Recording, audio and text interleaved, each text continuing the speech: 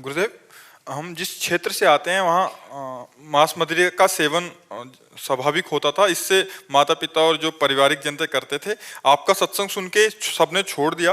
महाराज जी, जब से मैंने आपके नरकों का वर्णन सुना है तो मुझे अपने परिवार माता पिता के लिए बहुत डर लग रहा है। महाराज जी, ऐसे में वो क्या करें और मैं क्या करूं कि अभी सुधर जाए? नाम जप, नाम जप। माता जी छोड़ दी है, लेकिन उनके मन से नहीं गया है। ऐसा लगता है कि मैं चली जाऊं, तो मेरे डर से उन्होंने छोड़ रखा है। लगता है मैं चली जाऊंगी तो फिर खाना शुरू कर देंगी। तो फिर नरक जाने के लिए तैयार रहती क्या? आपकी वीडियो सुनाती हूँ तो कहती है कि कान बंद कर लेती है, कहती है सब सब सब कोई खाता है, सब जाएगा तो मैं भी चली जाऊंगी। बढ़िया है, फिर कोई बात नहीं। फिर कोई नाम जप करें। और देखो, ये जवान के स्वाद के लिए दूसरे शरीरधारियों का हिंसा करके, चाहे वो मुर्गा हो चाहे वो बकरा हो, हर जीव अपने शरीर की रक्षा चाहता है। आप एक चींटी को भी देखो ऐसे करके तो भागेगी अपने प्राण रक्षा के लिए। इन छोटे छोटे निरीह पशुओं की हत्या करके उनका जवान, उसके अंग काटे जाएंगे, फिर तुम जवान से खाओगे, तुम्हें अच्छा लगेगा? कैसी माँ हो, कैसा तुम्हारा हृदय है, इन तुम दूसरे जीवों के शरीरों की हत्या करके उसके मांस खाने के लिए तुम राजी हो? जैसे बोल दीजिए छोड़। तो ये सुनाना, अपनी माँ को सुनाना।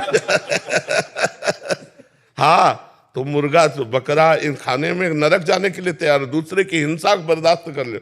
अपने बेटे तुम्हारे को एक थप्पड़ कोई मारे, उस माँ को कितना बुरा लगेगा। तो वो भी किसी माँ का बच्चा है, बकरा मुर्गा, और उसको मारते हैं लोग, खाते हैं। ये सब राक्षसी स्वभाव के लोग हैं, दुर्गति को प्राप्त होंगे। लेकिन जो सत्संग सुनते हैं उनको तो सुधार कर लेना चाहिए और अपनी जबान को रोको। 56 प्रकार के भोग बनते हैं हमारे वैष्णव में। ठाकुर जी को 56 प्रकार के भोग, 36 व्यंजन।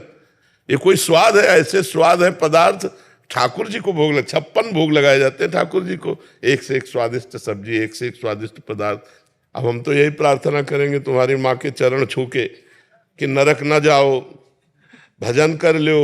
सुन के आपके मुख से बहुत डर लगता है कि उनके साथ भी ऐसा होगा। तो नहीं, वो होगा पक्का। अवश्य में भोक्तव्यम कृतम कर्म शुभाशुभम, अवश्य में भोक्तव्यम। भोगना तो पड़ेगा जीव को। देखो,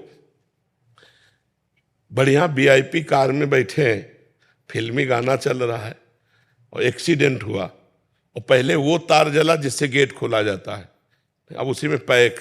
अब वैसे ही जलो जैसे तुमने छौंक बगार का कीड़े मकूड़े जीव जंतु खाए, वैसे ही जलो। जिंदा कार में जल के राख हो गए। अवश्य में भोक्तव्यम कृतम कर्म शुभाशुभम। हम इसीलिए मजाक नहीं करते, हम इसीलिए कहते डरो। अवश्य में भोक्तव्यम कृतम कर्म शुभाशुभम। जीव को अपने कर्म का भोग भोगो, इसलिए डरो। किसी जीव को कष्ट मत दो। यदि किसी जीव को कष्ट दोगे तो तुम्हें भोगना पड़ेगा।